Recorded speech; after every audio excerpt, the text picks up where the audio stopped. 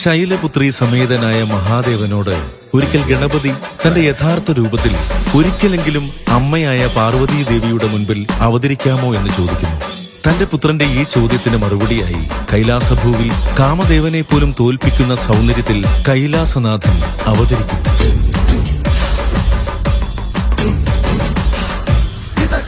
കലാമൂല്യമുള്ള കലാസൃഷ്ടികളുമായി ഇക്കൊല്ലവും പതിവ് തെറ്റിക്കാതെ ഭക്തജന സമക്ഷം കാണികളിൽ ഒരേ സമയം അത്ഭുതവും ഭക്തിയും സംയോജിപ്പിക്കുന്ന കെട്ടുകാഴ്ച.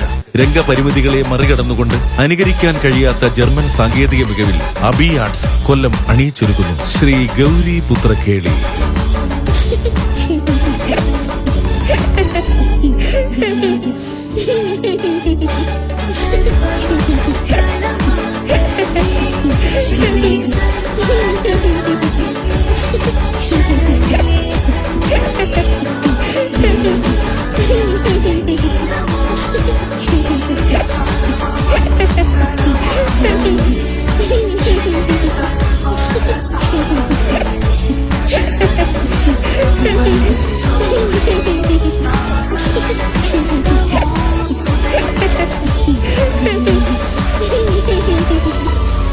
അച്ഛാ, ഈ ചിതാഭസ്മവും മുണ്ടമാലയും ഒക്കെ ധരിച്ചിരിക്കുന്നത് അങ്ങേക്കൊട്ടും ചേരുന്നില്ല. എന്റെ അമ്മ പാർവതി ദേവി എത്ര സുന്ദരിയാണ്. അങ്ങ് എന്താണ് എപ്പോഴും ഈ ഭയങ്കരമായ രൂപത്തിൽ നടക്കുന്നത്? ഒരവസരം കിട്ടിയാൽ അമ്മയുടെ മുന്നിൽ അങ്ങയുടെ മനോഹരമായ രൂപത്തിൽ ഒന്ന് വരാമോ? പുത്ര, നിന്റെ ആഗ്രഹം ഈ അവസരത്തിൽ തന്നെ സാധ്യമാക്കാം. എന്റെ യഥാർത്ഥ രൂപം ഇതാ, കണ്ടോളൂ.